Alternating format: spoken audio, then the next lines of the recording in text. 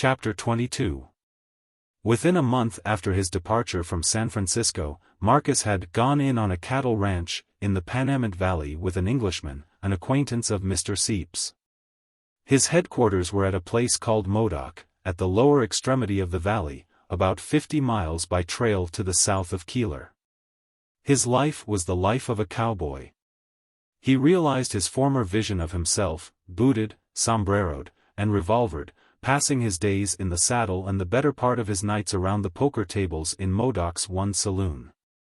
To his intense satisfaction he even involved himself in a gun fight that arose over a disputed brand, with the result that 2 fingers of his left hand were shot away. News from the outside world filtered slowly into the Panamint Valley, and the telegraph had never been built beyond Keeler. At intervals one of the local papers of Independence, the nearest large town, found its way into the cattle camps on the ranges, and occasionally one of the Sunday editions of a Sacramento journal. Weeks old, was passed from hand to hand. Marcus ceased to hear from the Seeps. As for San Francisco, it was as far from him as was London or Vienna. One day, a fortnight after McTeague's flight from San Francisco, Marcus rode into Modoc, to find a group of men gathered about a notice affixed to the outside of the Wells Fargo office. It was an offer of reward for the arrest and apprehension of a murderer. The crime had been committed in San Francisco, but the man wanted had been traced as far as the western portion of Inyo County, and was believed at that time to be in hiding in either the Pinto or Panamint Hills, in the vicinity of Keeler. Marcus reached Keeler on the afternoon of that same day. Half a mile from the town his pony fell and died from exhaustion. Marcus did not stop even to remove the saddle. He arrived in the barroom of the hotel in Keeler just after the posse had been made up. The sheriff, who had come down from Independence that morning, at first refused his offer of assistance. He had enough men already, too many, in fact. The country traveled through would be hard, and it would be difficult to find water for so many men and horses. "But none of you fellers have ever seen vociferated Marcus, quivering with excitement and wrath. "I know well. I could pick out in a million. I can identify and you fellers can't. And I knew, good God. I knew that girl, his wife, in Frisco. She's a cousin of mine, she was, I thought once of, this thing's a personal matter of mine. And that money he got away with, that 5,000, belongs to me by rights. Oh, never mind, I'm going along. Do you hear?" he shouted, his fists raised, "I'm going along, I tell you. There ain't a man of you big enough to stop me. Let's see you try and stop me going. Let's see you once, any 2 of you." He filled the barroom with his clamor. "Lord love you, come along, then," said the sheriff. The posse rode out of Keeler that same night. The keeper of the general merchandise store, from whom Marcus had borrowed a second pony, had informed them that Cribbins and his partner, whose description tallied exactly with that given in the notice of reward, had outfitted at his place with a view to prospecting in the Panamint Hills. The posse trailed them at once to their first camp at the head of the valley. It was an easy matter. It was only necessary to inquire of the cowboys and range riders of the valley if they had seen and noted the passage of 2 men, one of whom carried a bird cage. Beyond this first camp the trail was lost, and a week was wasted in a bootless search around the mine at Gold Gulch, whither it seemed probable the partners had gone. Then a traveling peddler, who included Gold Gulch in his route, brought in the news of a wonderful strike of gold-bearing quartz some 10 miles to the south on the western slope of the range. 2 men from Keeler had made a strike, the peddler had said, and added the curious detail that one of the men had a canary bird in a cage with him. The posse made Cribbins's camp 3 days after the unaccountable disappearance of his partner. Their man was gone, but the narrow hoof prints of a mule, mixed with those of huge hobnailed boots, could be plainly followed in the sand. Here they picked up the trail and held to it steadily till the point was reached where, instead of tending southward, it swerved abruptly to the east. The men could hardly believe their eyes. "It ain't reason," exclaimed the sheriff. What in thunder is he up to? This beats me. Cutting out into Death Valley at this time of year. He's heading for Gold Mountain over in the Armagosa, sure. The men decided that this conjecture was true. It was the only inhabited locality in that direction. A discussion began as to the further movements of the posse. I don't figure on going into that alkali sink with no 8 men and horses, declared the sheriff. One man can't carry enough water to take him and his mount across, let alone 8. No, sir.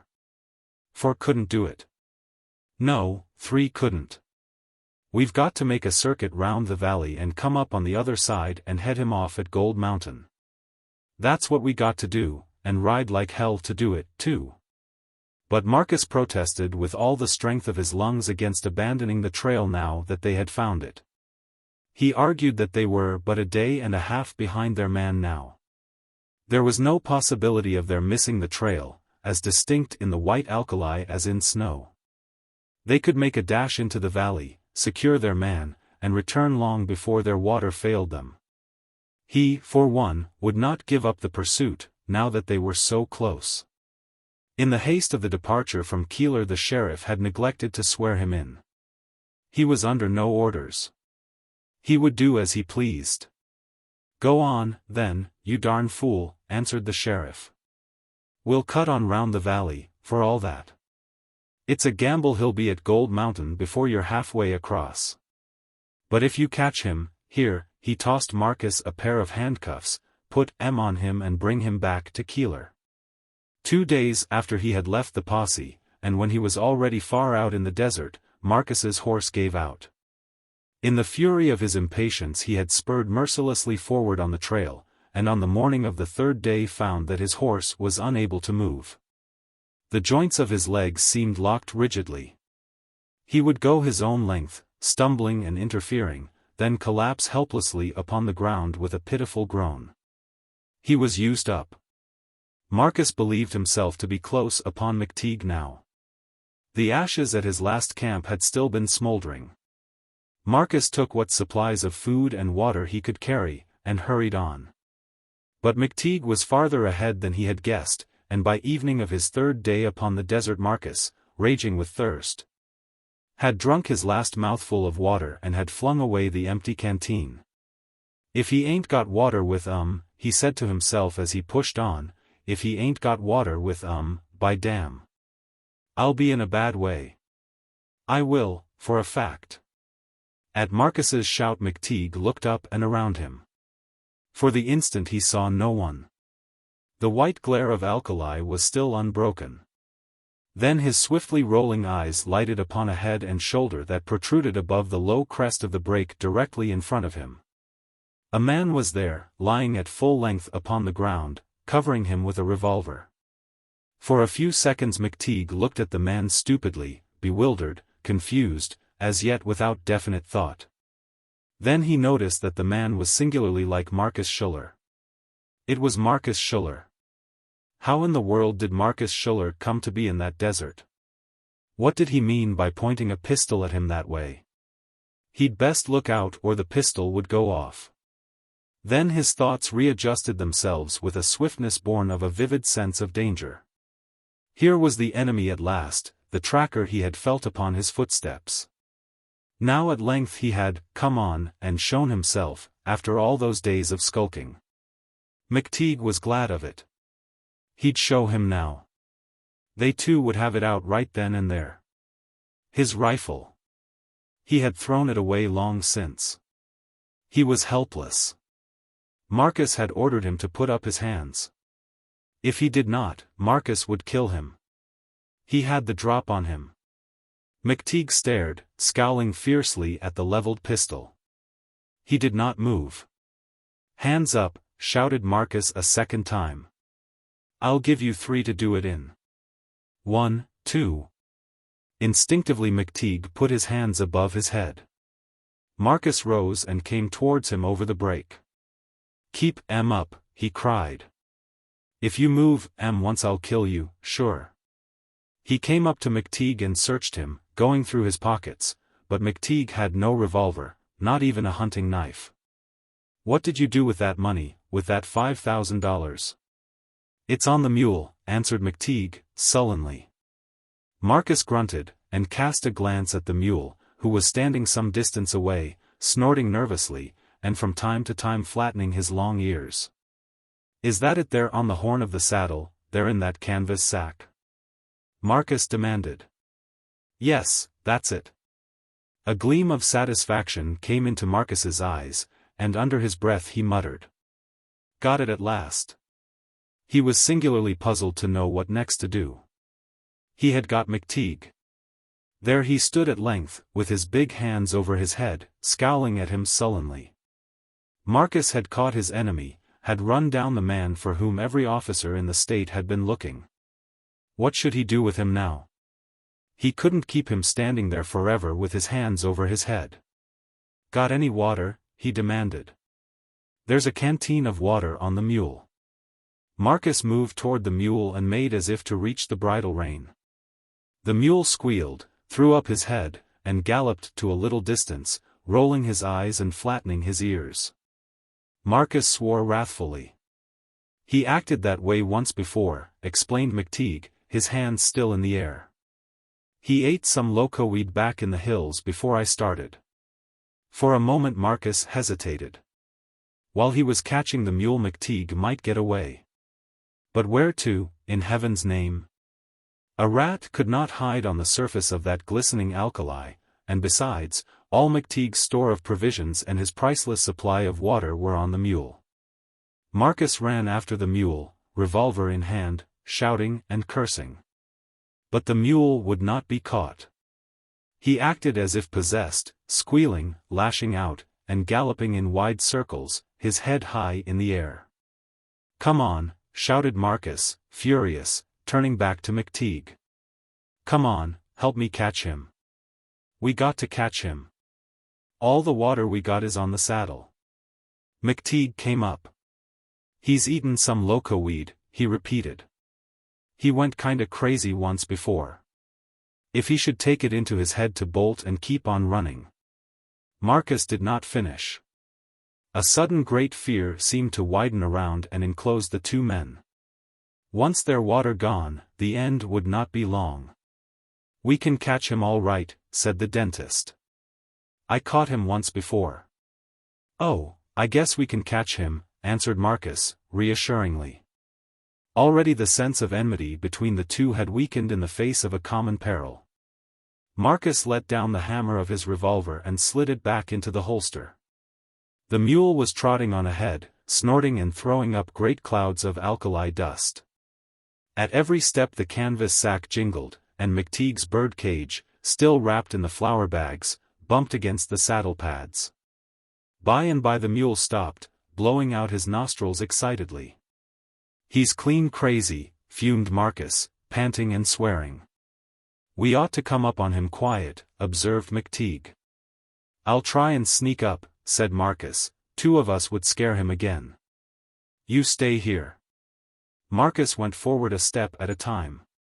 He was almost within arm's length of the bridle when the mule shied from him abruptly and galloped away. Marcus danced with rage, shaking his fists, and swearing horribly. Some 100 yards away the mule paused and began blowing and snuffing in the alkali as though in search of feed. Then, for no reason, he shied again, and started off on a jog trot toward the east. We've got to follow him, exclaimed Marcus as McTeague came up. There's no water within 70 miles of here. Then began an interminable pursuit.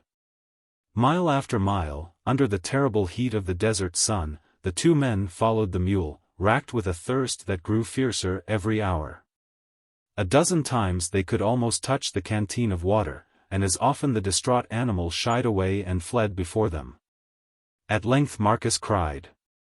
It's no use, we can't catch him, and we're killing ourselves with thirst. We got to take our chances. He drew his revolver from its holster, cocked it, and crept forward. Steady, now, said McTeague, it won't do to shoot through the canteen. Within 20 yards Marcus paused, made a rest of his left forearm and fired. You got him, cried McTeague. No, he's up again. Shoot him again. He's going to bolt. Marcus ran on, firing as he ran. The mule, one foreleg trailing, scrambled along, squealing and snorting. Marcus fired his last shot.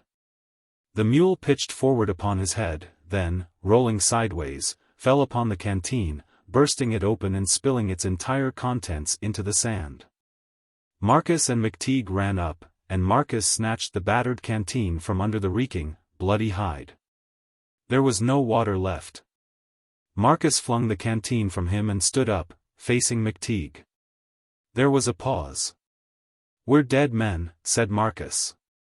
McTeague looked from him out over the desert. Chaotic desolation stretched from them on either hand, flaming and glaring with the afternoon heat. There was the brazen sky in the leagues upon leagues of alkali, leper white. There was nothing more. They were in the heart of Death Valley. "Not a drop of water," muttered McTeague. "Not a drop of water." "We can drink the mule's blood," said Marcus. "It's been done before." But, he looked down at the quivering, gory body, "but I ain't thirsty enough for that yet." "Where's the nearest water?" "Well, it's about 100 miles or more back of us in the Panamint Hills," returned Marcus, doggedly. "We'd be crazy long before we reached it. I tell you, we're done for, by damn, we're done for. We ain't ever going to get out of here." "Done for," murmured the other, looking about stupidly. "Done for, that's the word." "Done for?" "Yes, I guess we're done for." "What are we going to do now?" exclaimed Marcus, sharply, after a while. "Well, let's be moving along, somewhere." "Where, I'd like to know." "What's the good of moving on? What's the good of stopping here?" There was a silence. "Lord, it's hot," said the dentist, finally, wiping his forehead with the back of his hand. Marcus ground his teeth. "Done for," he muttered, "done for." "I never was so thirsty," continued McTeague. "I'm that dry I can hear my tongue rubbing against the roof of my mouth." "Well, we can't stop here," said Marcus, finally, "we got to go somewhere. We'll try and get back, but it ain't no manner of use. Anything we want to take along with us from the mule? We can." Suddenly he paused. In an instant the eyes of the two doomed men had met as the same thought simultaneously rose in their minds. The canvas sack with its $5,000 was still tied to the horn of the saddle. Marcus had emptied his revolver at the mule, and though he still wore his cartridge belt, he was for the moment as unarmed as McTeague. "I guess," began McTeague, coming forward a step, "I guess, even if we are done for, I'll take some of my truck along." "Hold on," exclaimed Marcus, with rising aggressiveness. "Let's talk about that. I ain't so sure about who that money belongs to." "Well, I am, you see," growled the dentist. The old enmity between the two men, their ancient hate, was flaming up again. "Don't try and load that gun either," cried McTeague, fixing Marcus with his little eyes. "Then don't lay your finger on that sack," shouted the other. "You're my prisoner, do you understand? You'll do as I say." Marcus had drawn the handcuffs from his pocket, and stood ready with his revolver held as a club. "You soldiered me out of that money once, and played me for a sucker, and it's my turn now. Don't you lay your finger on that sack." Marcus barred McTeague's way, white with passion. McTeague did not answer. His eyes drew to two fine, twinkling points, and his enormous hands knotted themselves into fists, hard as wooden mallets. He moved a step nearer to Marcus, then another. Suddenly the men grappled, and in another instant were rolling and struggling upon the hot white ground. McTeague thrust Marcus backward until he tripped and fell over the body of the dead mule. The little bird cage broke from the saddle with the violence of their fall, and rolled out upon the ground, the flour bag slipping from it. McTeague tore the revolver from Marcus's grip and struck out with it blindly. Clouds of alkali dust, fine and pungent, enveloped the two fighting men, all but strangling them. McTeague did not know how he killed his enemy, but all at once Marcus grew still beneath his blows. Then there was a sudden last return of energy. McTeague's right wrist was caught, something clicked upon it, then the struggling body fell limp and motionless with a long breath. As McTeague rose to his feet, he felt a pull at his right wrist. Something held it fast.